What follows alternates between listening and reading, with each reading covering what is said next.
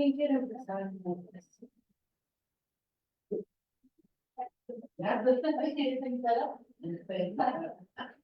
No, verdad, a ver si. ¿Quién pasa ahí? ¿Quieres ver la otra manera? O ¿te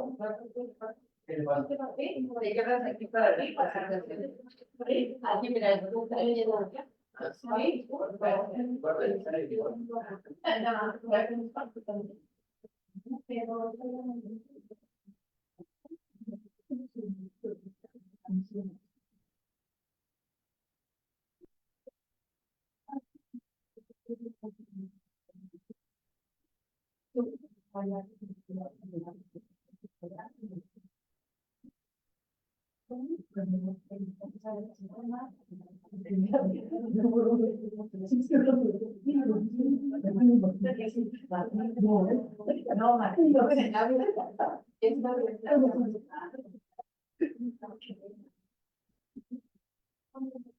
Sí, sí, no, ya claro.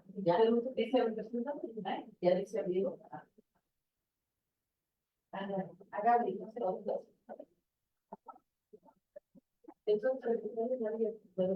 ah, ok, de acuerdo, de acuerdo.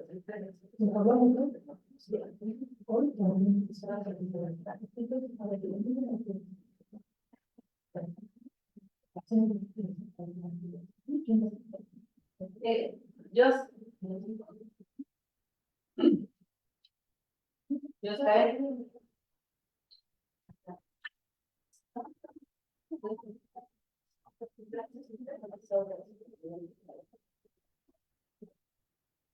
Hola, no, te voy a dar una cosa. Ya.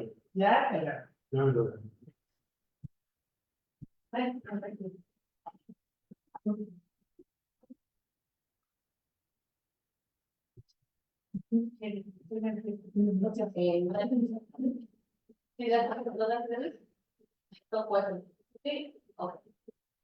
Ya tengo el manera amarilla. Creo que no. Ajá, ahorita que salgamos, ¿verdad? La llevo por récord. Ajá, sí, bien.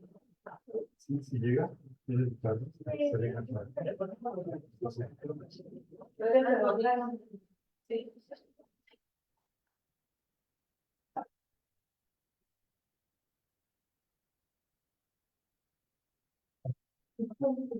Alguien puede revisar la página de Google y ver si ya es, hay el audio para el. Si ya tengan,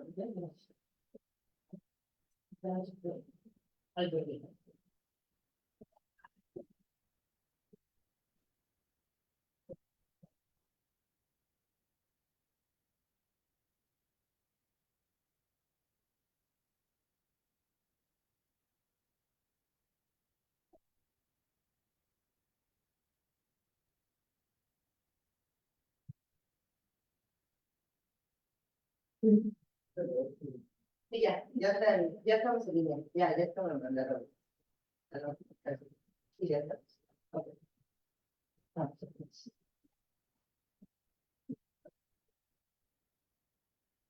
Ok, buenas tardes a todas y todos. Gracias por estar aquí. Seguimos en las jornadas de discusión de las iniciativas de reforma del Poder Ejecutivo en México. Este es nuestro foro número 12 en materia de bienestar, la reforma en materia de bienestar y elevación de rango constitucional del programa Jóvenes Construyendo el Futuro. Les agradecemos mucho su presencia, también a la gente que a las personas que nos están siguiendo vía internet, les agradecemos mucho. También agradeceremos que cuando termine el foro puedan difundir esta grabación. Y bueno, hoy nos encontramos en este foro número 12. Tenemos la compañía de dos grandes profesoras de esta universidad. Tenemos en primer lugar a la maestra Ramos Casiano María de Jesús, para la que pido un aplauso. Como invitada y ponente a nuestra profesora, la licenciada, la maestra Claudia Solís, para la que le pido un aplauso también. Como les decía, estamos en esta discusión, ya llevamos más de una semana discutiendo las distintas reformas. Estos son temas muy importantes. El día de hoy se toca una población que creo que es una población que por mucho tiempo y por muchos sexenios había estado abandonada, que es la juventud. En el centro, digamos, de esta mesa está el tema de la juventud, también el tema digamos, de los programas sociales en términos de bienestar. Y bueno, vamos a tratar de analizar esta reforma y pues no queda más que empezar a darles la palabra a nuestras ponentes invitadas. En primer lugar vamos a tener la presentación de la maestra María de Jesús Ramos Casiano. Ella es maestra en estudios latinoamericanos por la UNAM. Tiene una estancia de investigación en el Instituto de los Altos Estudios Nacionales del Ecuador. Es licenciada en Economía, también por la UNAM. Ha sido profesor titular en esta facultad, también en la Facultad de Ciencias Políticas y Sociales de la UNAM. Se desempeña como secretaria técnica de la Red Social para la Educación Pública en América, proyecto promovido por Co-Desarrollo Canadá. También ha sido profesora adjunta en materias de economía mexicana, economía política, investigación y análisis económico dentro de la facultad. Tiene muchos talleres, cursos y diplomados, entre los que destacan manejo del estrés durante el uso del TIC, espacio público en perspectiva feminista, diseño de actividades y evaluación de aprendizaje en la modalidad en línea, desarrollo de aplicaciones móviles educativas con ENCI, aplicación Inventor, también el curso Género y Educación, Retos y Oportunidades en la UNAM. También tiene el curso de Perspectiva de Género en la práctica docente y en general también tiene otros temas como, permítanme, sus líneas de investigación, disculpen, tienen que ver con políticas educativas en América Latina y movimiento magisterial, políticas públicas, políticas educativas y juventud. Dentro de sus publicaciones tiene la participación en el libro Vigencia de la Economía Política en el Estudio de los Problemas Nacionales, con un capítulo titulado Juventud, Trabajo y Educación en el Neoliberalismo, coordinado por María de la Luz Arriaga Lemos y Gabriel Mendoza Picharo. También tiene otra participación en el libro Crisis, Jóvenes y Migración, con el capítulo Privatización, Exclusión, Ejes de la Política Educativa, coordinado por la doctora Alicia Peñaló. También tiene colaboraciones en el periódico Universal. Entre algunas colaboraciones están la Ley General de Educación Superior, Ruptura o Continuidad, que salió publicada el 14 de marzo, UNAM, Erradicar la Violencia de Género, publicada el 16 de febrero. Y bueno, es un poco de todo lo que ha hecho y bueno, estamos muy de placer de tenerla aquí y bueno, es el uso de la palabra. Muchas gracias. Agradezco mucho la invitación y la posibilidad de generar este intercambio para analizar pues en esta coyuntura las iniciativas que han sido presentadas por el Ejecutivo. Lo que han sido nuestras sesiones que se han empezado a analizar ya algunas de las propuestas, creo que ha sido muy importante el poder compartir, ¿no? En términos de lo que son estas propuestas, cuáles son los alcances, pero también cuáles son las limitaciones frente a un México desigual, un México que no ha podido, ¿no?, revertir todas estas décadas de desigualdad provocadas por el neoliberalismo. Entonces, justo también me permitía invitar a estudiantes de ciencias políticas, de la carrera de administración pública, porque también hay, me parece que frente a lo que se está planteando hoy con estas iniciativas, una necesidad de analizar, les decía, los límites, el impacto que tendrá, pero también qué tipo de, dentro de las iniciativas, qué mirada, ¿no?, desde la administración pública se necesita, qué cambios tiene que haber. Y bueno, desde lo que nos compete a nosotros como economistas, ¿qué sucede en términos de esta juventud que también, pues hoy creo que podemos reconocer como una juventud que tiene, ¿no?, un grado de complejidad en términos de lo que implica la exclusión, la desigualdad es en el escenario, pensar en la juventud como un fenómeno complejo que en algún momento también, perdón, como un concepto complejo que implica, ¿no?, ver las dimensiones de ese tránsito, ¿no?, hacia una vida laboral que va marcada por una formación con ciertas condiciones en ciertos también proyectos educativos y también una juventud que se incorporará a un mercado de trabajo que también tiene características particulares, especialmente cuando hablamos de un mercado de trabajo que pues ha sido o que sufre las consecuencias de ese desarrollo tecnológico, y no por el desarrollo tecnológico ese, sino lo que implica cómo a partir de estos cambios también, con una consecuencia, se ha ampliado el desempleo bueno, el desempleo, ¿no?, dentro de la población, pero específicamente cómo esta juventud, ¿no?, que se incorpora al mercado de trabajo, pues no se incorpora, ¿no?, en pleno uso de lo que son los derechos laborales. Entonces, estas iniciativas, estas iniciativas que se presentaron el 5 de febrero, que vienen, ¿no?, insertas en un paquete de reformas y que vinculan todo lo que han sido las iniciativas y que pretenden precisamente dar este carácter de ley, carácter constitucional, y que de acuerdo al discurso de Andrés Manuel López Obrador, pues tienen este objetivo de revertir estas leyes neoliberales que no beneficiaron al pueblo de México, que profundizaron la desigualdad, la exclusión social en el país, y que pues efectivamente en eso estamos de acuerdo. Sin embargo, el punto, y especialmente en el marco de esta jornada de discusión, que creo ha planteado también críticas muy importantes, es qué es lo que se requiere para garantizar efectivamente que las iniciativas representen una mejora en el bienestar social de la población.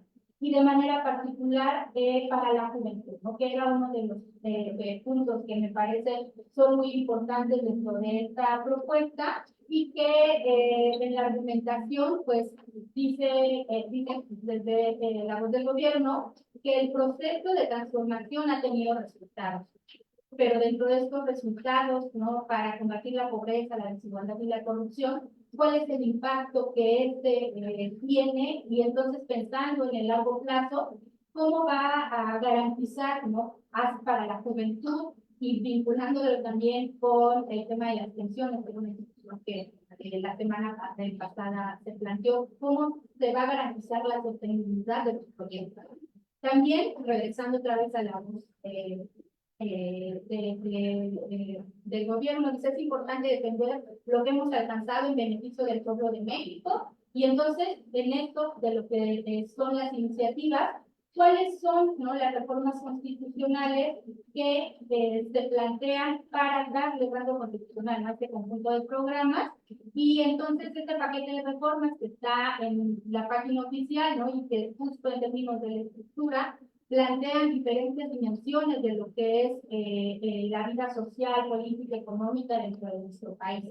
De manera particular, lo que implica, ¿no?, como vemos en el encabezado, este tema relacionado con la vida laboral, ¿no?, desde el ingreso de las y los jóvenes, ¿no?, al mercado de trabajo, garantizar el acceso a la educación, el acceso a becas, pero también en términos de lo que implica, ¿no?, esa conclusión de la vida laboral, el tema relacionado con el sistema de pensiones. Entonces, en cuanto a lo que implica, ¿no?, este paquete y aquello que va orientado a las propuestas de orden laboral, entonces es muy importante esta mirada que se tiene hacia los jóvenes, de manera particular, cuáles son estas reformas que están dirigidas a la juventud, y si bien el conjunto, ¿no?, de las iniciativas tienen un impacto o buscan tener un impacto hacia la población, de manera específica podemos también pensar estas iniciativas en términos de hacia quiénes van a existir. Entonces, desde mi perspectiva, y creo que la idea también es que lo podamos ir analizando es que de este conjunto de paquetes, de manera particular, 5 están, ¿no?, orientadas, están llamando a las y los jóvenes, primero, en términos del otorgamiento de becas de estudiantes, que también implican, ¿no?, dirigirlo hacia los estudiantes más vulnerables dentro de la población. El cuarto, garantizar atención médica integral de manera gratuita a todos las y los mexicanos. Y si bien esto también es algo que garantiza, ¿no?, a un amplio sector de la población, yo creo que este tema presta nuestra atención porque también cada vez en términos de quienes acceden al derecho a la salud, pues este ha sido un tema que ha estado a debate. Entonces, ¿qué es lo que sucede en cuanto a al acceso al derecho a la salud para las y los jóvenes? Después, en el punto 11, no permitir que bajo ninguna circunstancia el salario mínimo sea menor a la inflación. Y bueno, este punto también que ya ha sido discutido dentro de esta jornada. Y bueno, apoya también sobre el salario maestro de bomberos. Pero me parece que también una condición respecto al tema de los salarios es fundamental y especialmente me gustaría recuperar una de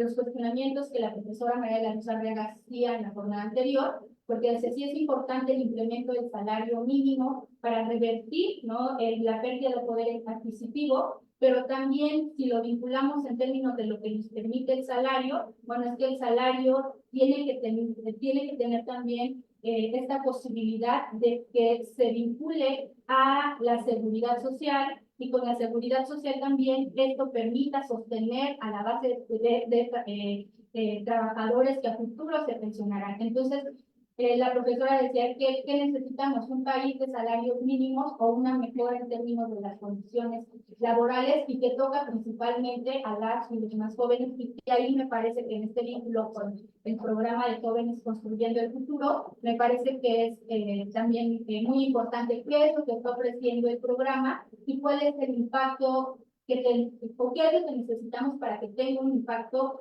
verdaderamente fuerte dentro de la juventud. Entonces, también en el punto 13, se habla de garantizar el derecho a la educación y al trabajo cuando los jóvenes no cuenten con él y que el Estado los contrate y dé un salario mínimo por un año, ¿no? Vinculándolo también a esta propuesta de salario mínimo. Y bueno, esto de acuerdo a lo que sucede con el programa Jóvenes Construyendo el Futuro. Entonces, ¿en qué consiste este programa? El programa está dirigido a jóvenes entre 18 y 29 años que no estudien ni trabajen. Entonces, este punto de manera particular, en el momento, ¿no?, cuando se presenta la iniciativa durante este sexenio, pues resulta bastante interesante en términos de lo que representa la propuesta. Primero porque toca un elemento que en sexenios atrás había estado en el foco de la discusión, que era esto, ¿no?, de responsabilizar a los jóvenes por no estudiar y por no trabajar. Entonces, como parte de una estrategia del gobierno, entonces viene esto de, bueno, ¿qué hacemos? Los capacitamos para que puedan incorporarse al mercado de trabajo. Entonces, ahí me gustaría justo también llamar a esta reflexión respecto a realmente este proceso de capacitación, y creo que también es un tema de debate, pues, ¿a quién está beneficiando, ¿no?, de fondo? Porque eso también nos permitiría entrar a la discusión de lo que implica los jóvenes dentro del mercado del trabajo y entonces qué tipo de trabajadores, trabajadoras que está demandando este mercado. Entonces, a estos jóvenes, ¿no?, que están en calidad de aprendiz, se les capacita en un centro de trabajo, hay una plataforma donde los negocios, las empresas pueden solicitar su incorporación. Y luego estos jóvenes van, también se incorporan en una, o solicitan su incorporación en una plataforma para estar, ¿no?, durante 12 meses. Se les da una constancia de capacitación, usualmente reciben un salario que es, perdón, un apoyo que en este 2024 se incrementó a 7.572 pesos. Reciben un seguro médico del IMSS, ¿no?, que también tiene o tiene una cobertura, ¿no? Amplia. Sin embargo, también ahí tendríamos que ver lo que implica, por ejemplo, en términos del acceso a la seguridad social, a qué responde también, o si este seguro médico responde a las necesidades que hoy tiene la juventud. Y bueno, tomado también de la página de la Secretaría de Trabajo y Previsión Social, en la información que nos dan, dice, este programa tiene a 2.8 millones de beneficiarios, 58% mujeres, 42% hombres, con este dato, bueno, estaba actualizado, no, sí ya está actualizado, ¿no? Hacia la propuesta de que hubiera el incremento de 7.572 y en el inicio del programa 3.600 pesos, al 2023 llega a 6.310 y al 2024 en 7.522 pesos. Entonces, en términos de lo que representa, ¿no? Mirar la iniciativa, por supuesto que es muy importante en términos de lo que implica la transferencia de los recursos, pero yo creo que para, les decía, tener una claridad respecto al impacto que este programa tiene, creo que es muy importante ver quiénes son los jóvenes en México. Entonces, en nuestro país, 37.7 millones de jóvenes catalogados entre los 12 y 29 años por el INEGI, representan el 30% de la población total del país, que es de 25 millones. Y de esos jóvenes, solo 11 millones están estudiando. Entonces, ¿qué quiere decir? ¿No? Que estos jóvenes no que estos jóvenes no estén incorporados, ¿no? A la educación formal, y especialmente porque también durante este sexenio una de las reformas propuestas en materia de educación era garantizar el derecho a la universidad, más que garantizar el acceso a la universidad como un derecho. Entonces, ahí vale la pena también, ¿no? Observar en medio de esta condición, pues, qué tipo, ¿no? de educación es la que se está ofreciendo, qué modelo de universidad es el que se está planteando y con ello qué es, ¿no? Lo que, a qué debe de responder la formación de la juventud. Debe de ser la formación de mujeres, hombres que estén, ¿no? En esta condición de plantear propuestas de transformación dentro de nuestro país. Posiblemente seguimos observando esta formación desde la educación media hasta la educación superior como una formación destinada a un mercado de trabajo, que además es un mercado de trabajo cambiante, y que pues se ha caracterizado por tener, ¿no?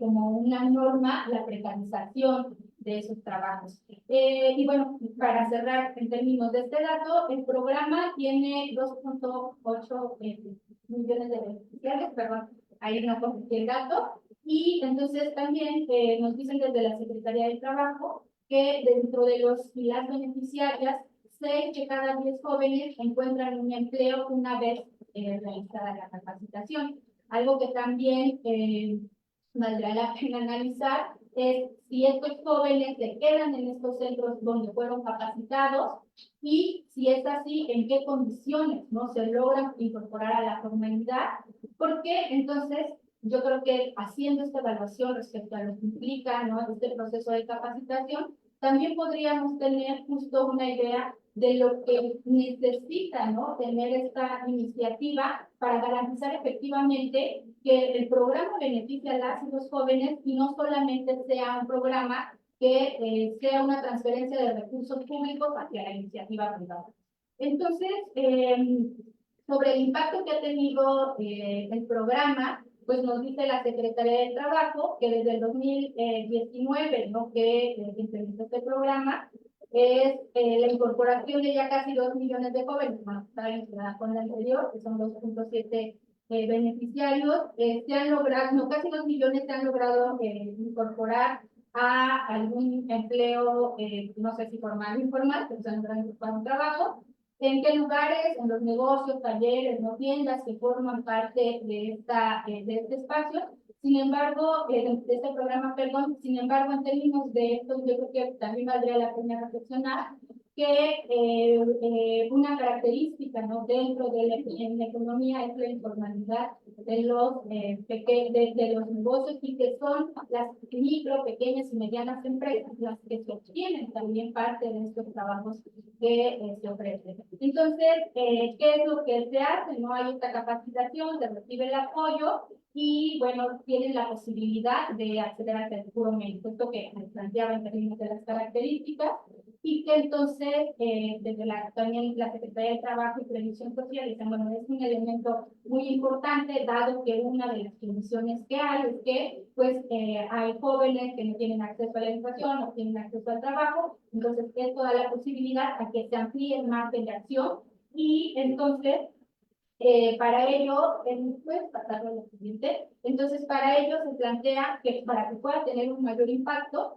entonces en la modificación del artículo 123, del que hemos estado hablando también en esta jornada, pues se adiciona el segundo párrafo para otorgar, para poder formalizar, ¿no?, el otorgamiento de este apoyo económico y lo que implica la conformación del programa.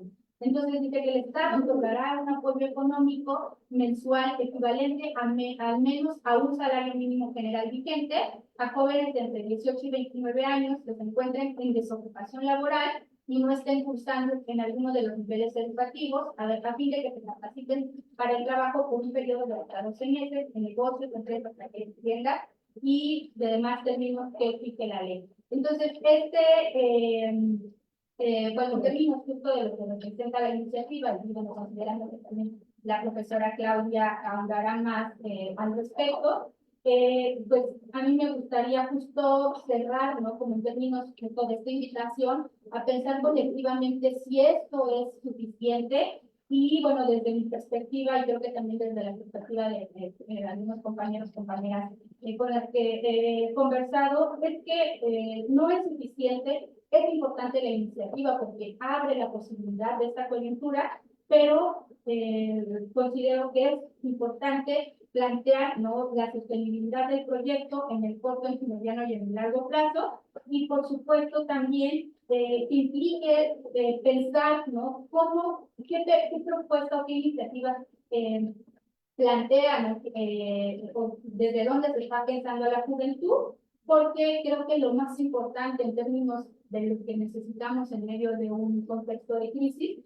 es también la posibilidad de una expectativa de un futuro digno, de convencer, bueno, no sé si la palabra correcta sea convencer, pero de tener esta idea de que el acceso a la educación, la salud y el trabajo no son privilegios de algunos, sino son derechos. Y son derechos que también han sido ganados, que han sido conquistas, ¿no?, de movimientos sociales, y por lo tanto, ¿cómo podemos, ¿no?, contar con una herramienta, tener herramientas importantes para garantizar, ¿no?, que la juventud tenga, ¿no?, este acceso a los derechos? Y bueno, me gustaría dejarlo hasta acá con esta invitación justo a que podamos discutir, ¿no?, si es o no suficiente, y que también pues alimentarlo en términos de la expectativa, ¿no?, que pues tienen especialmente las y los jóvenes de esta universidad. Así que muchísimas gracias.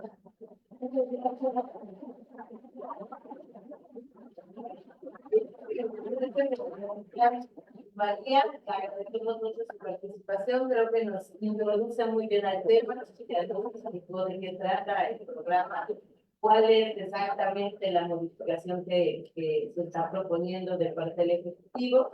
Y bueno, nos provoca, ¿verdad?, preguntándonos si para nosotros es suficiente pensar desde dónde se está pensando la juventud.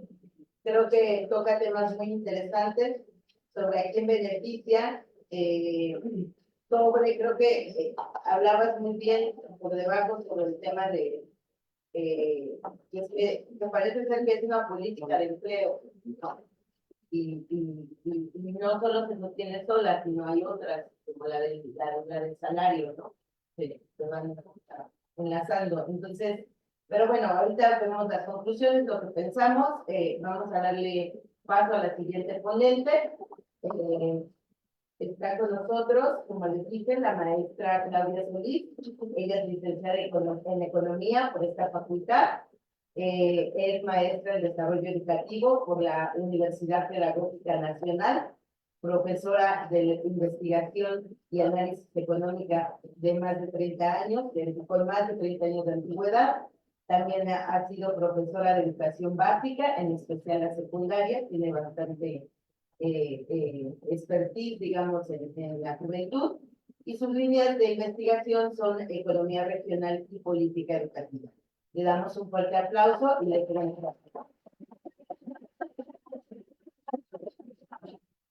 Bueno, pues gracias. Hay algunas cosas que tenía yo en común con la presentación de María, así que algunas las saltaré. Bueno, estamos hablando de este programa de Jóvenes Construyendo el Futuro, en donde ahora se pretende por parte del gobierno darle un rango constitucional. Es un programa que actualmente no tiene rango constitucional y se pretende hacerlo. Igual que otros programas para el bienestar, también se pretende hacer debatas a rango constitucional. Sin embargo, pues lo que ha sucedido es que los partidos de oposición se han opuesto a que se llegue a rango constitucional. Hay oposición por parte de ellos diciendo que esto es populismo y que no da resultado, que es simplemente gastar dinero, desperdiciar dinero, y siguen apoyando sobre todo estas políticas neoliberales que a través del mercado se va a dar solución a todos los aspectos de salud, de educación, etcétera. Cuando hemos visto que ha generado pues grandes desigualdades, discriminación, precarización en el empleo, y no va por ahí la solución. Entonces, ahora hay que estar atentos de esta discusión y si logra tener mayoría calificada para poder aprobar este programa en particular. Y bueno, pues tenemos aquí algunas imágenes de la juventud. Después, a la siguiente. Bueno, aquí tenemos el fragmento, precisamente para el artículo 123 constitucional, es precisamente el artículo que tiene que ver con el trabajo. Entonces, porque podemos ver la problemática desde diferentes enfoques, el tema, que por ejemplo sería la educación, pero es específicamente el laboratorio, es el artículo 123. Y bueno, esta es la propuesta. Exposición de motivos, me parece que lo leíste, la que leíste, ¿no? Bueno, vamos a ver. Entonces, de exposición de motivos, el gobierno señala que en esta administración se encuentra comprometida en procurar el bienestar, sobre todo de ciertos sectores de la población que considera vulnerables, y seguridad y la salud laboral de las personas trabajadoras. Vean, el bienestar, seguridad y salud laboral son términos y palabras clave que debemos de recordar para entender la discusión, el debate. Y la otra es la política social establecida en el Plan Nacional de Desarrollo 2018-2024. Construir un país con bienestar, en el cual se menciona que el objetivo más importante del gobierno de la cuarta transformación es que en el 2024 la población de México esté viviendo en un entorno de bienestar.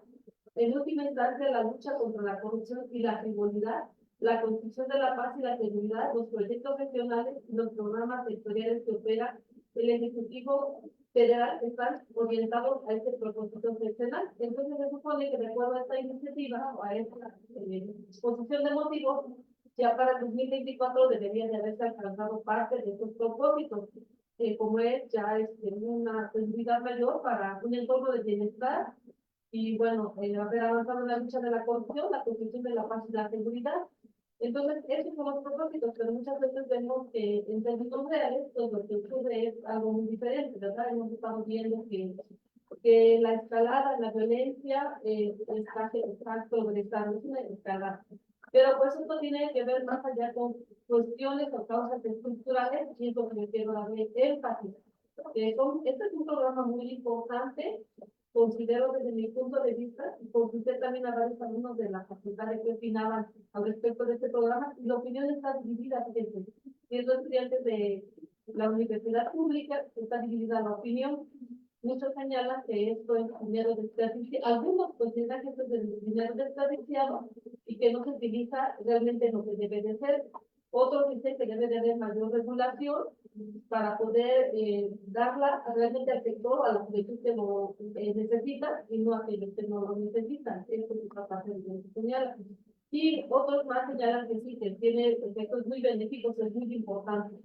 Entonces, el escenario de la juventud, señala el documento básico que la juventud de nuestro país ha sido un sector de la población que durante los gobiernos neoliberales fue olvidado y marginado. Y efectivamente tenemos 36 años de gobiernos neoliberales y es un sector olvidado, marginado, y no solamente eso, sino también pues objeto blanco de la violencia. Entonces, se canaliza mucho hacia este sector de la juventud, esta violencia. Y bueno, pues aquí los jóvenes en pobreza, nos dice que el Coneval señala que de la juventud el 44.3% de la juventud está en pobreza. Entonces es realmente fuerte el porcentaje, la cantidad de jóvenes que tenemos en pobreza. ¿Y qué implicaciones tiene esto? Porque es una etapa de vulnerabilidad. Esta palabra también es importante, vulnerabilidad, en la cual están expuestos pues, a influencias negativas. Me decía una psicóloga con la cual he aprendido mucho, y lástima que lo aprendí demasiado tarde, porque tengo más de 20 años que le di clases a muchachos de secundaria, muchas tardes notas, y me dan también una información antes. Sí, pero tengo compañeros bastante rígidos, y nos a veces carecemos de esta formación de los psicólogos de orientación. Y decía, la madurez de la juventud llega para las mujeres hacia los 25 años y los hombres hacia los 27, 25, 27 años para lograr la madurez. Entonces, dice, porque una chica que está embarazada en su adolescencia, que la regaña la familia, no es culpa de la chica, es culpa de la mamá y del papá, que no la han orientado para estar dando pues pláticas de prevención y demás, etcétera, y le echan la culpa a la chica y resulta que es más responsabilidad de la familia. Y me dice la psicóloga, no es como que sean poco inteligentes o no ser inteligentes los jóvenes que tomen decisiones peligrosas o riesgosas, sino es porque todavía no han madurado su cerebro, el lóbulo prefrontal, por la cual toman decisiones que los llevan a ponerse en riesgo. Entonces, es un momento de mucha vulnerabilidad, y eso no lo tenemos presente la mayoría de las veces los profesores.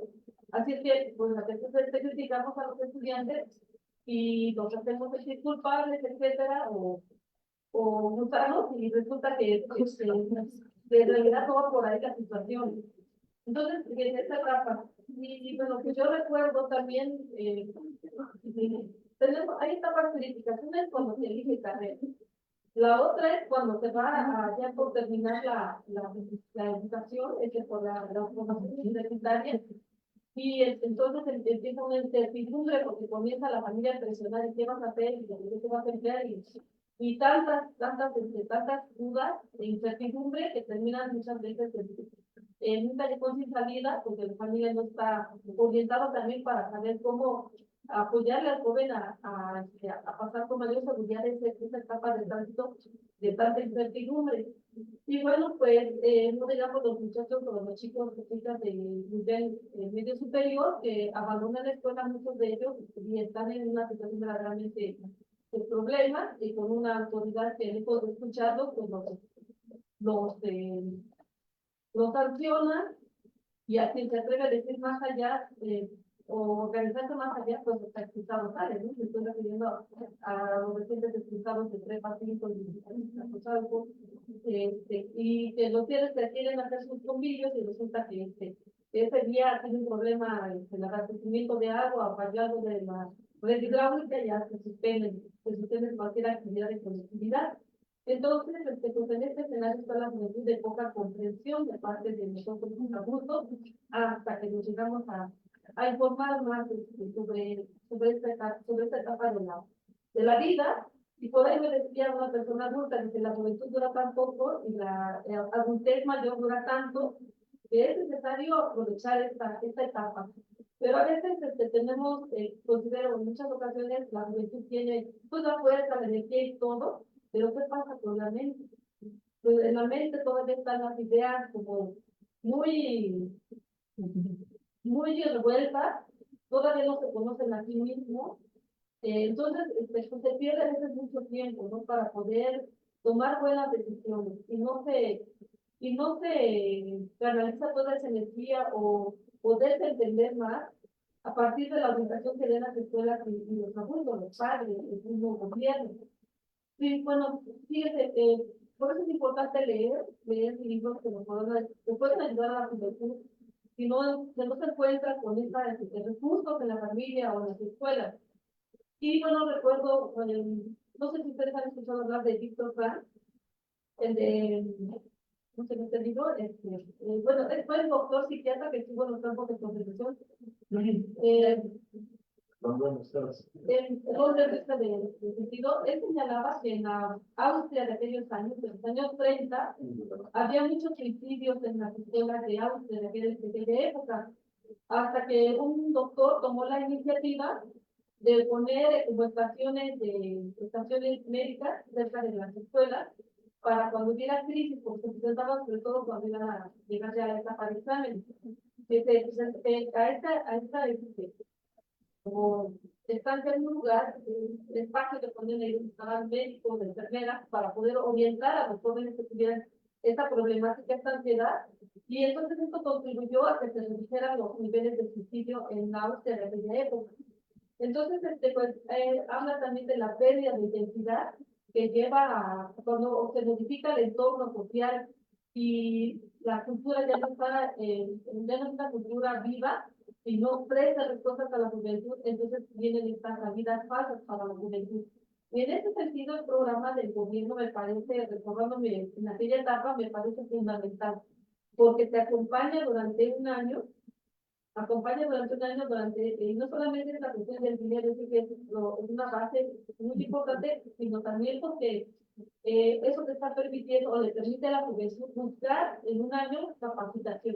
Aparte de tener que ir a la empresa, convivir con adultos, saber de qué se trata un trabajo, también el poder tomar eso como una base para poder tomar cursos dirigiéndose hacia el trabajo.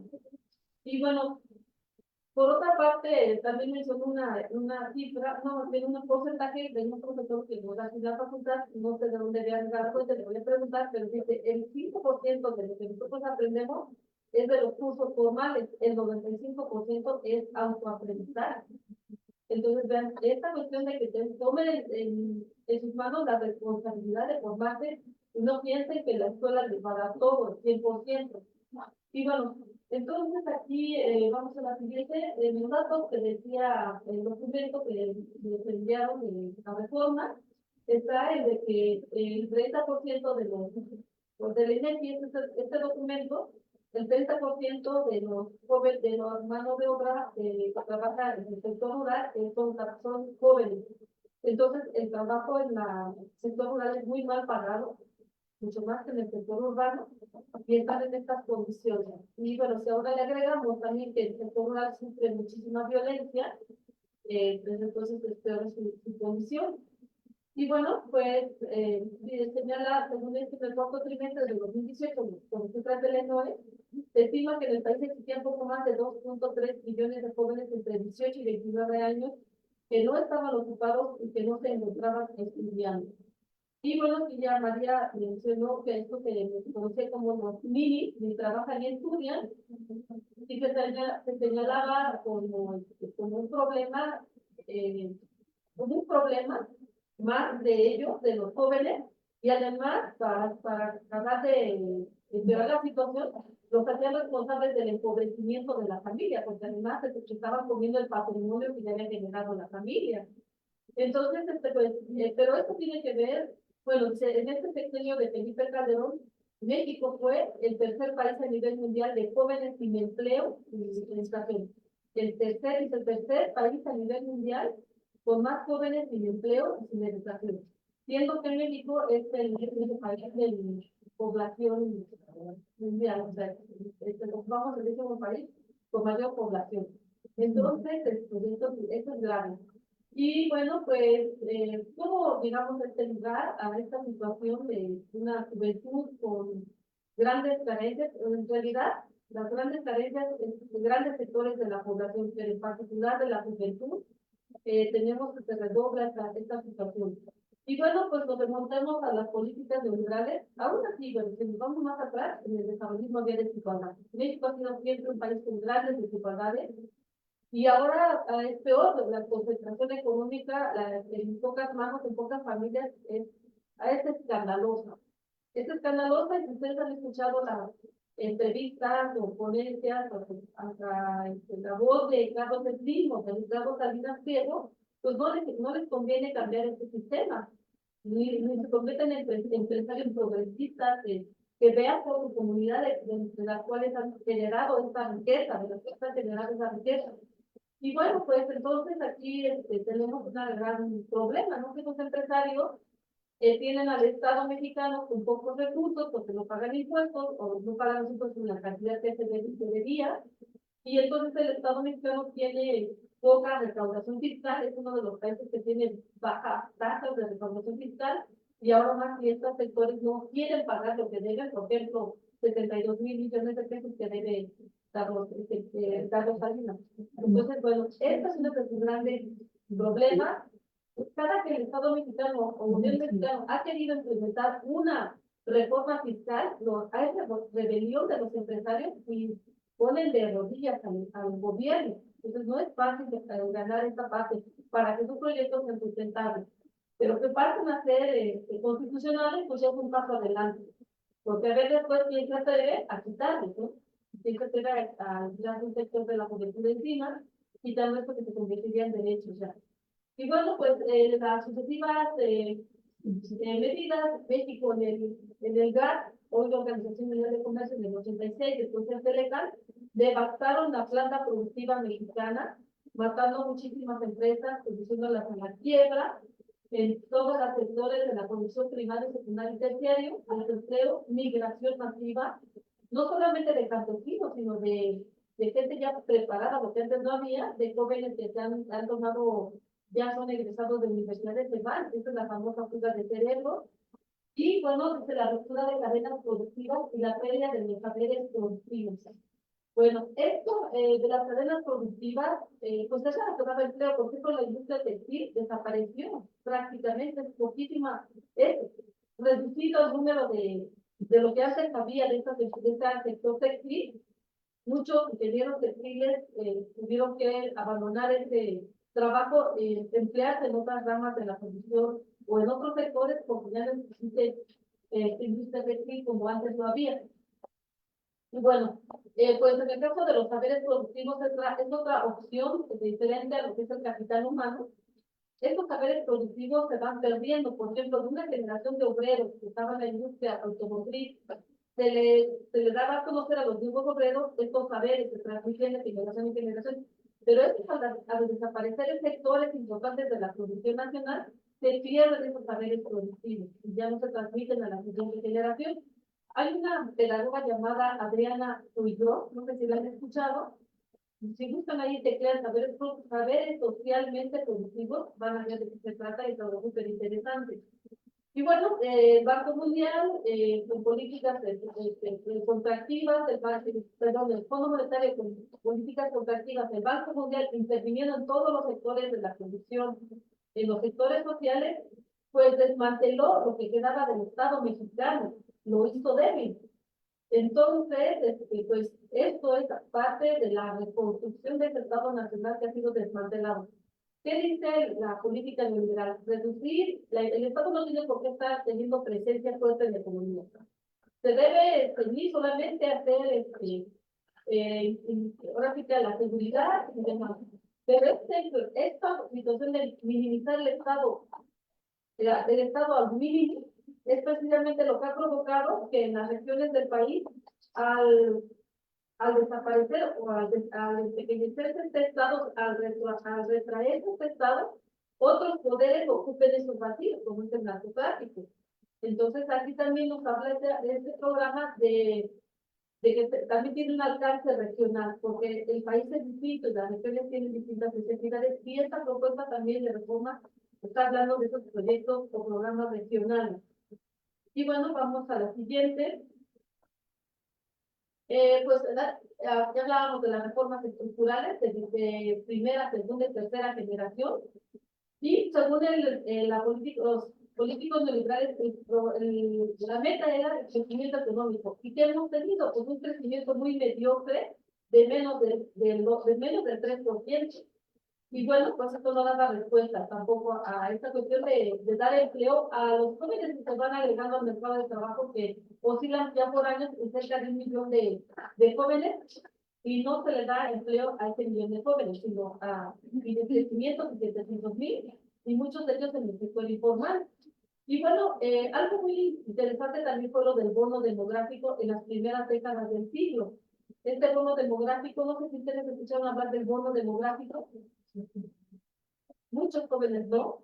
Cuando tuvimos que explicar el bono demográfico hace referencia a una nueva fase en la que el balance entre las ciudades de una determinada población genera una oportunidad para el desarrollo. Ocurre cuando cambia favorablemente la relación de dependencia entre la población en edad productiva, jóvenes y adultos, y aquella en edad dependiente, niños y personas mayores, con un mayor peso relativo de la primera en relación con la segunda. Es decir, por primera vez en la historia tuvimos una gran cantidad de jóvenes que pudieron haber aprovechado su potencial en muchas áreas del país, por ejemplo, ingenieros, por ejemplo, albañiles, etcétera, en donde estuvieran para construir este país, porque teníamos una fuerza productiva grande. Y después que va a pasar de ese agotamiento del bono demográfico, pues que la parte de adultos de 30 años y más va a empezar a pensar más en la pirámide poblacional. Entonces hemos dilapidado esto. Se dijo en la elección entonces que había que aprovechar este bono demográfico. ¿Y cuándo se aprovechó? ¿Cuándo Calderón hizo algo por aprovechar este bono demográfico? Al contrario, se redobló la violencia hacia la juventud. Y bueno, pues es otra salida, ¿no? A esta población joven, la violencia. Una respuesta. No es casual la violencia con la juventud. Es una respuesta maléfica. Y en un programa, fíjense, que se llama México Social, con Luis Mario Fuentes, que es parte de la Junta de Gobierno de la UNAM, parte del Canal 11, decía que por qué no se ampliaba la matrícula del nivel superior, por qué no se ampliaba esa matrícula de la universidad particular y de otras instituciones de educación superior. Y señalaban en ese programa, con Luis Mario Fuentes, que la contradicción se debe de quedar en la parte media, es decir, que los jóvenes no accedan a la educación superior, o media superior y superior. ¿Por qué? Porque si los dejan, les dan vía a que ingresen a la universidad, el problema se va a manifestar en el mercado laboral. Entonces, quieren que quede antes, que no llegue hasta este nivel, sino que se quede aquí con una falta de espacios para los jóvenes que demandan un lugar en la educación media superior y superior, creyéndose que son inadecuados, que son insuficientes y por eso no pasan un examen. También, pues yo he leído en los periódicos que los jóvenes que no son afectados en la primera opción que querían, después tienen que pasar por una fase de depresión y que los tienen que responder las otras escuelas a donde van cuando tienen estos jóvenes que lamentablemente pues, no pasan a su primera opción y caen en esta situación de depresión. Y no les da respuesta, no les da respuesta el sistema en el que vivimos. Y bueno, hablando del mercado de trabajo, dice por sí mismo, ha carecido de un mecanismo para la inclusión laboral de jóvenes. Pues, si hablamos de política neoliberal, normalmente el mercado va a resolver todo. Vean ustedes, aquí nos están diciendo que es un mecanismo para la inclusión laboral de jóvenes, pero en este sentido viene a tratar de buscar o tratar de apoyar esta situación, el programa, pero no, es importante, les digo, pero no resuelve la situación de fondo. La situación de fondo no se resuelve hasta que se profundice el cambio del modelo económico hacia un modelo que fortalezca el mercado interno, el empleo mexicano de empresas mexicanas, y en ese sentido, bueno, aquí ya María le ha hablado de qué consiste en la modificación del artículo 123, yo me voy a abocar a lo que sería algunas propuestas. Miren, pues entre las observaciones está las opiniones están polarizadas y tenemos que ganar legitimidad y consenso hacia estos programas, porque la derecha se opone a este tipo de medidas. Y bueno, por otra parte, dice la oposición considera que este programa cumple con su objetivo. Bueno, vamos a la siguiente, esa siguiente. Otra. Ahí. Y se recuperará el enfoque, desde mi punto de vista, habría que recuperar el enfoque del desarrollo económico y sustentable para establecer una política de fortalecimiento del mercado interno y de las necesidades que tienen los sectores productivos en cuanto a la formación de una fuerza de trabajo calificada. Es decir, reactivar la empresa mexicana, los sectores productivos mexicanos, porque ahora además China nos está pidiendo un nuevo acuerdo, un acuerdo de libre comercio con ellos, y con otros países de América Latina. El gobierno mexicano se ha resistido hasta este momento porque dicen, nos mandarían al quinto mundo. Entonces, pues, pero aún así, la presencia cada vez más de la competencia china está presente. ¿Y qué implica? Pues que las empresas mexicanas se van a seguir muriendo. Entonces, tenemos que lograr una política industrial, pero para fortalecer el mercado interno. Esta sería una vía para solucionar la situación del trabajo, de mejorar los ingresos y de tener un empleo importante. Y, bueno, fuerza de trabajo calificada. Se critica también esa parte de la fuerza de trabajo mexicana obrera, que no tiene la suficiente preparación y que por eso traen obreros o fuerza de trabajo calificada de Corea, de China, de Estados Unidos, porque no tenemos esta formación para manejar tales máquinas o no somos disciplinados. Entonces, vean, nos hace falta, más allá de si sea cierto esto o no, considero que sí hace falta más preparación de esta fuerza de trabajo mexicana. Sí, bueno, sí. Entonces, pues la otra es tomar en cuenta los intereses de los y las jóvenes para elegir el centro de trabajo en donde se capacitarán. Bueno, esto sí existe, ¿no? Pero la cuestión es ampliando todavía más esta cuestión de las empresas con las cuales se pueda capacitar.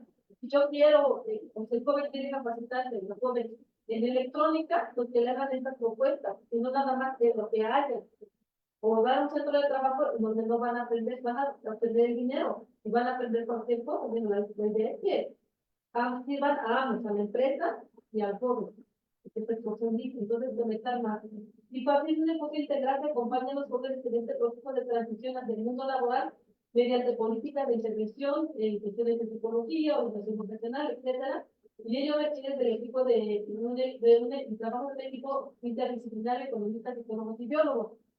Aceptar, por favor, etcétera. Aceptar.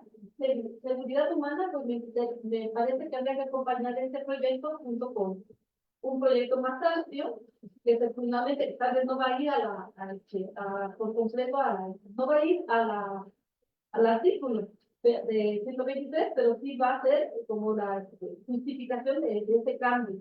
Seguridad humana, en el sentido de que los jóvenes y la población en general gocen de seguridad humana. No sé si conocen este concepto. Yo lo aprendí en ciencias políticas, entonces, con el profesor César Fernández.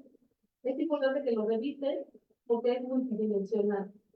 Y bueno, después tenemos esto de privación relativa. Esto también es interesante.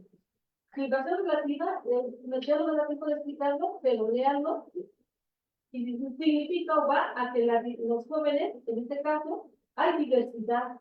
No podemos tratar a los jóvenes como de manera homogénea, cuando hay diferentes regiones, diferentes sectores, y se tiene que dar una política también en general, pero hay otras que deben ser específicas para cada tipo de juventud.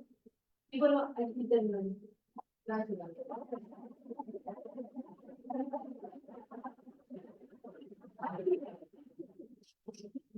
Le damos las gracias a la maestra Claudia Solís, una exposición de verdad muy interesante. Nos pone muchos temas en la mesa. La primera es que es una reforma que es importante, pero un poco contestando a esta pregunta que nos hacía la maestra María de Jesús, si esto es suficiente. La maestra nos platica un poco como algunas propuestas que podrían fortalecer este programa que se pretende llevar a rango constitucional. Creo que es importante que nos pongan las dos ponentes en la mesa, que de lo que se trata fundamentalmente es de un tema de mercado de trabajo para los jóvenes, es una política de trabajo para los jóvenes a través de transferencias.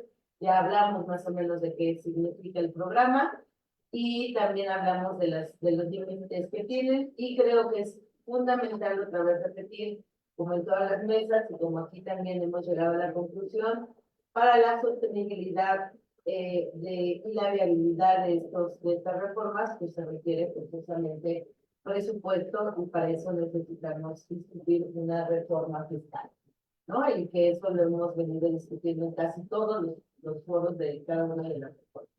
Entonces, pero no quiero acaparar la palabra, porque ya lo hice, que antes de que se vayan los alumnos nos gustaría tener un intercambio o con quien quiera participar, entonces está abierto el micrófono.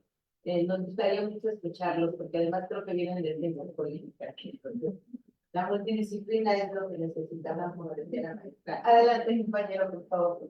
Mm, ¿Cuál podría ser el modelo de estrategia de transición una vez que ya esté llevado a rango constitucional el programa social?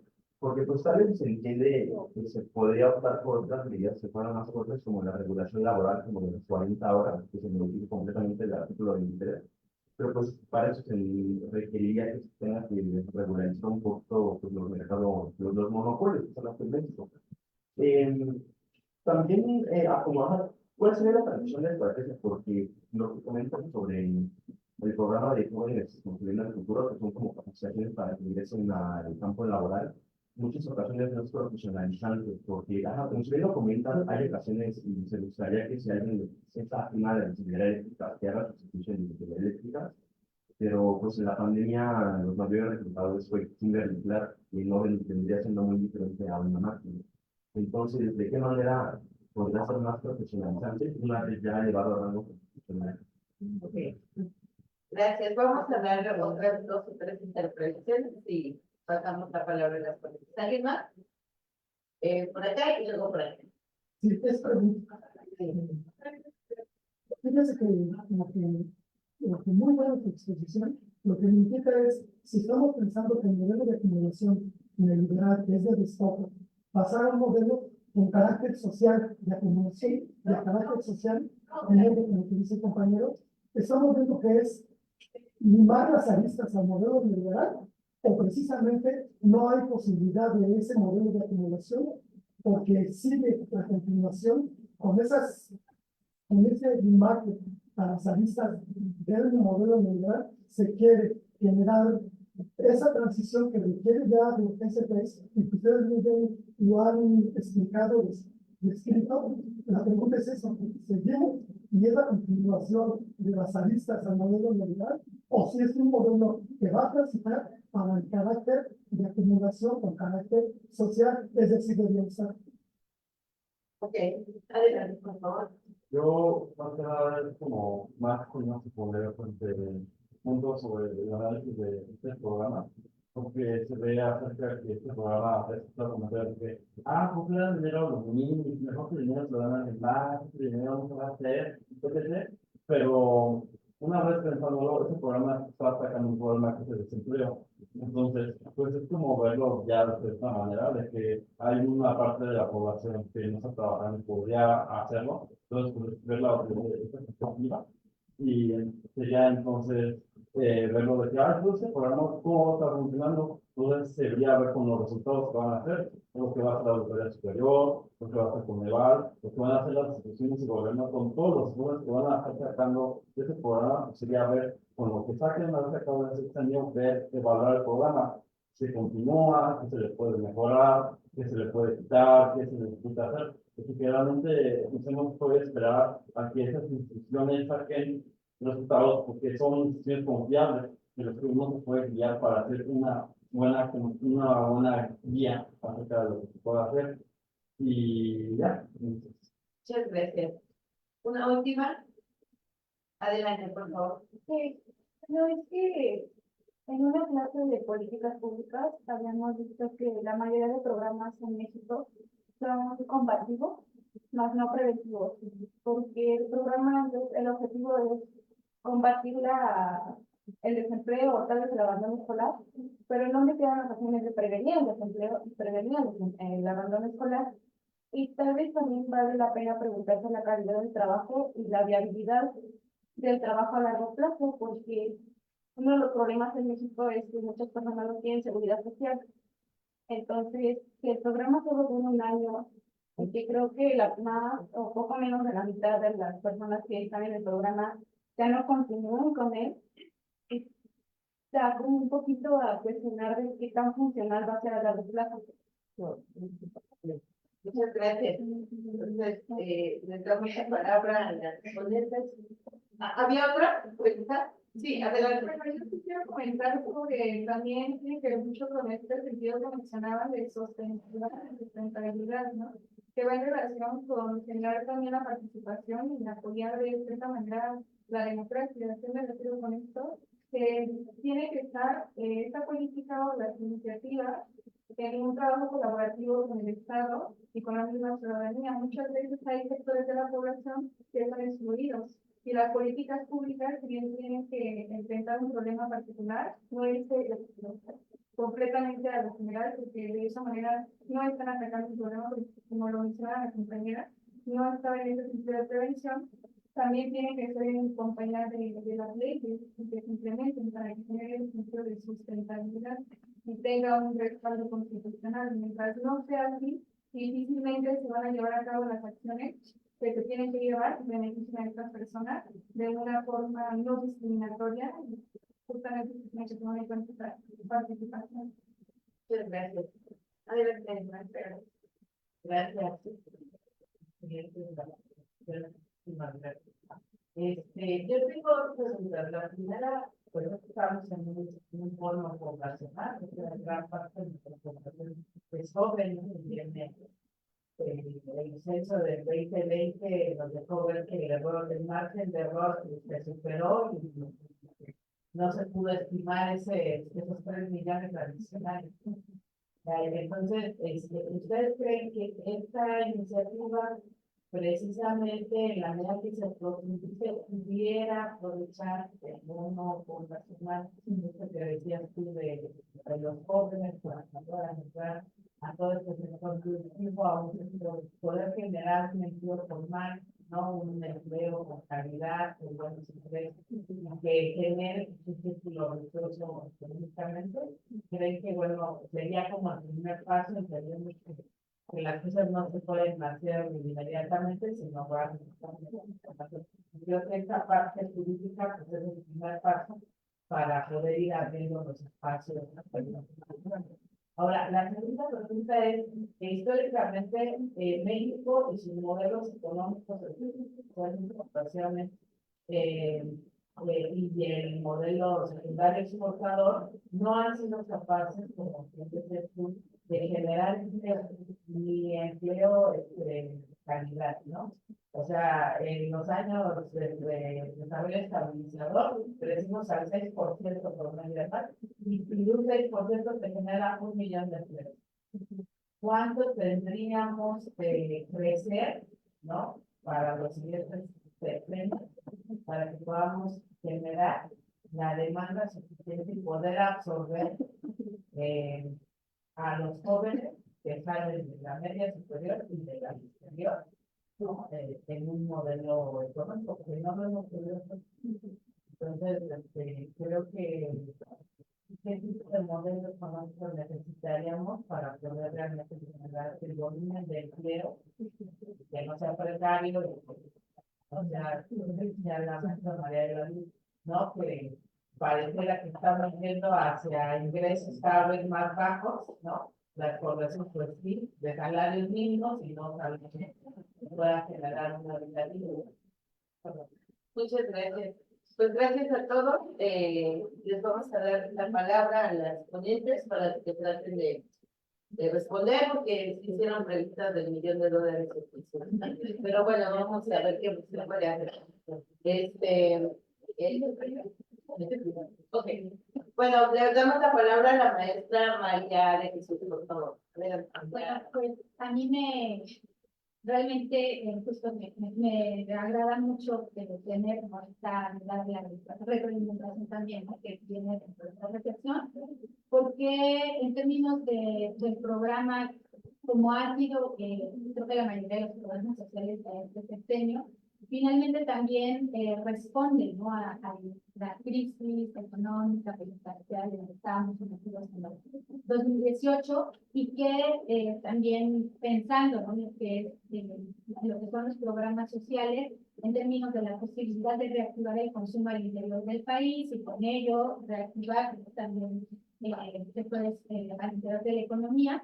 Entonces, yo creo que este programa de manera particular planteaba, pues, dentro de este margen, ¿no? de quienes se ven beneficiados, pues a quienes les está beneficiando mayoritariamente. Y bueno, sostengo también en términos de lo que implica el papel de la transferencia de recursos públicos a la iniciativa privada, porque finalmente algo que planteaba César, ¿no? Estos programas no son profesionalizantes porque es un programa que está vinculado justo a aquellos jóvenes que no estudian y que no trabajan, y entonces es un periodo de su vida en el que pueden realizar alguna actividad que va a servir, en términos tal vez de un proceso de maduración.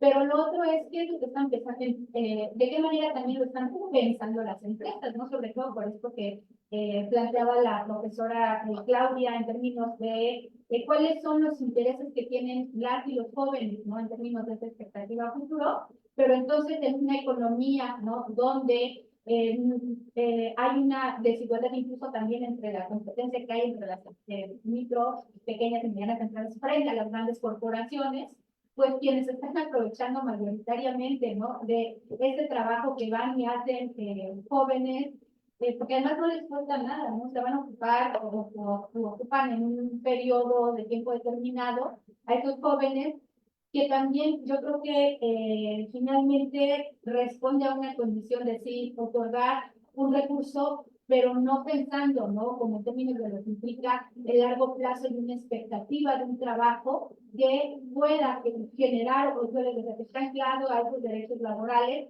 que implican la permanencia dentro de un empleo que les pueda dar una expectativa futuro, ¿no? De pensar que se puede tener una vejez digna, por ejemplo, en términos de esta vinculación con las pensiones, y que entonces también como recuperando, ¿no? Porque son preguntas que finalmente también fueron acompañadas de las respuestas. La compañera Laura hablaba de los programas, ¿no? Que son más combativos que realmente, ¿no? Buscar dar, ¿no? Una respuesta a un problema que se vive dentro de la economía, es cómo se previene, más bien, cómo en lugar de que sea algo paliativo al tema del desempleo o la exclusión, entonces cómo se generan condiciones para que haya mayor acceso a la educación, decía la profesora, el incremento a la matrícula, pues debería de ser una norma, dado que la educación superior es un derecho, y esto es algo que no necesariamente está sucediendo. O sea, que se eleve a rango constitucional una de estas iniciativas, pues implica, ¿no? Que el Estado tenga que garantizar dicho derecho. Sin embargo, el tema es qué viene después, o sea, cuál va a ser la ruta que va a seguir para garantizarlo. Entonces, regresando al tema de la educación superior como derecho, hay más universidades, pero la cobertura de estas universidades está respondiendo cuando decimos que hay que solamente 11 millones, ¿no? de jóvenes que están accediendo a la educación. ¿Qué pasa con el resto, no? ¿Qué pasa con los más de 20 millones de jóvenes que no están accediendo a la educación? Entonces, bueno, quiero cerrar nada más, precisamente entre lo que implica la disputa entre lo público y lo privado, porque finalmente creo que es también definitorio en términos de quiénes son los interlocutores, ¿no? dentro de estas iniciativas, porque por supuesto las empresas van a abogar por sus propios beneficios, pero ¿qué es lo que va a hacer la juventud, ¿no? En términos de qué está haciendo, y por eso creo que esta iniciativa es muy importante, ¿no? Tener la posibilidad de hablar de las iniciativas que los jóvenes estén analizando. Yo creo que es importante, pero también me parece que cómo llegamos, ¿no? A un sector más amplio, porque finalmente bendita juventud, ¿no? Si no fuera por esa irreverencia que destaca la juventud, pues yo creo que hay muchas cosas que tal vez ya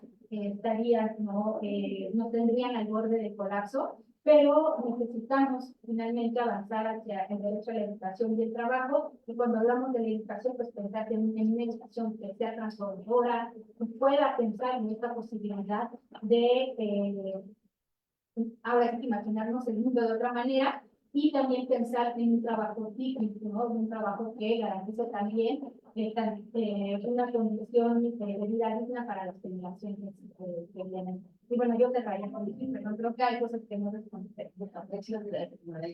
Adelante. Bueno, pues sí, fueron varias preguntas. Por ejemplo, ¿cuál es la transición y de qué manera podría ser más profesionalizante un programa de este tipo? Pues en este momento, como ustedes para que no trabajan y estudian, pues tendría que proponerse, ahora sí que abrir estas expectativas, ¿qué pasa con los fíjense, entonces esa materia de siglo así? Hay muchos documentos donde se habla al respecto. ¿Qué sucede con estos jóvenes? Hay uno que, por ejemplo, dice que según que los jóvenes que egresan, y pues es una clasificación entre quienes tienen buenas oportunidades y quienes no. Y esto tiene que ver mucho también con nuestro capital cultural. No sé si recuerdan hacer reviews, ustedes también vienen de Colombia, que le ponemos en su tiempo. Esta cuestión del hábitus y del capital cultural, ¿con qué capital están dotados?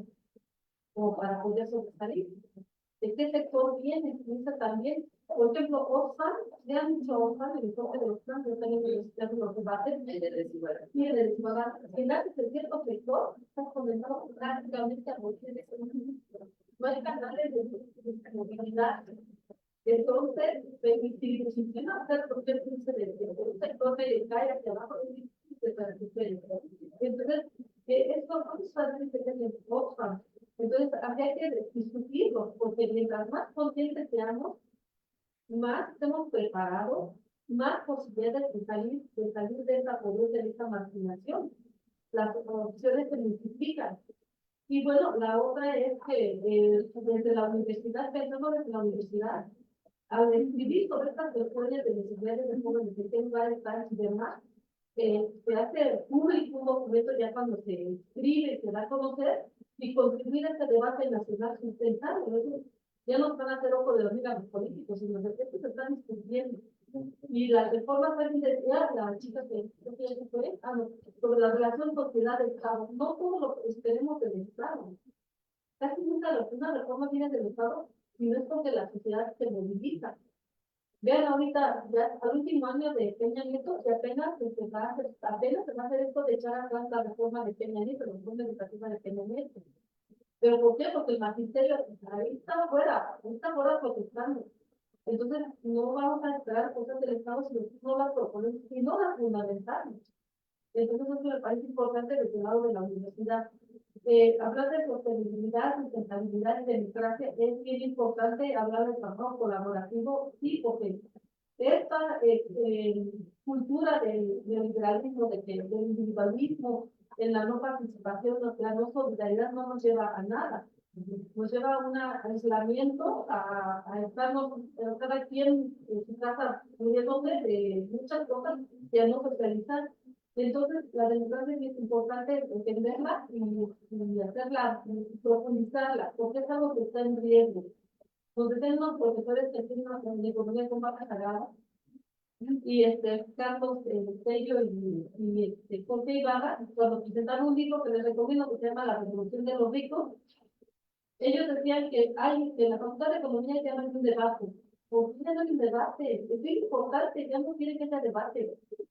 Y la otra cuestión es de que ellos tienen un riesgo de tentaciones autoritarias. Entonces, hay que estar hablando de esta cuestión. Prevención, sí, es importante la prevención y lo podemos hacer de muchas maneras. ¿Cómo aprendemos a llevarla en el caso de la salud, en el caso de la educación? Tenemos chicos que sacan medallas de oro y de plata y de bronce en la Olimpiada Internacional de Matemáticas y estamos en un cada vez peor lugar en PISA. Fíjense, los dos extremos. Entonces, de ahí tenemos que aprender y tenemos que dialogar entre generaciones. Porque uno termina aprendiendo a los 30, 40 años, y que si ustedes lo aprenden a los 20 años, fíjense, sería otra cuestión muy distinta. Falta este diálogo generacional. Y bueno, pues, pues yo creo que trabajo en Bien, muchísimas gracias, maestra. Un aplauso para la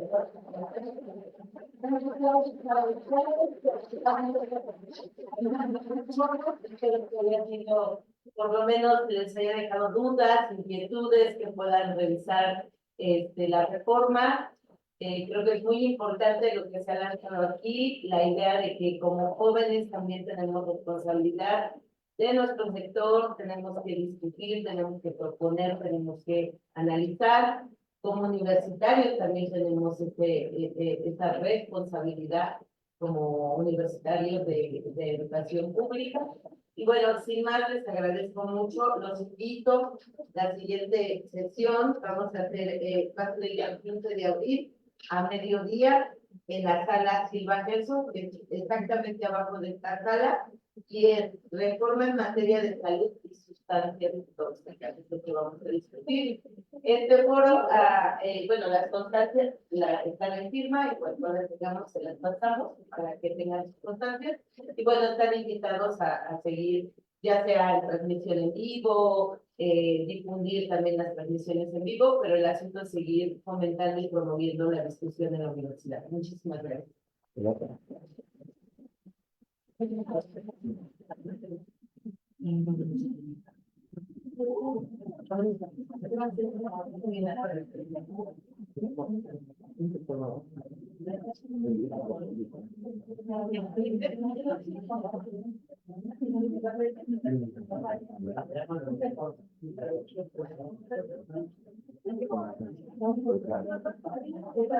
Ah, bueno, gracias.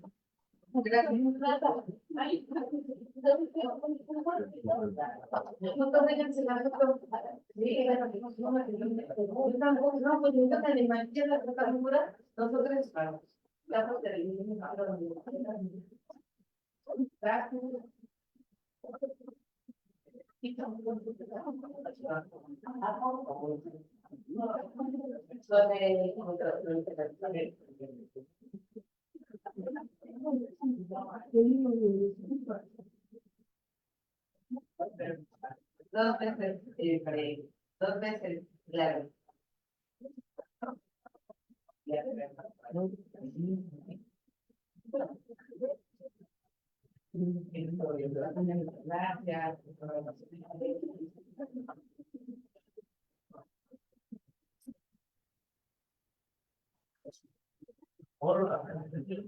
Sí,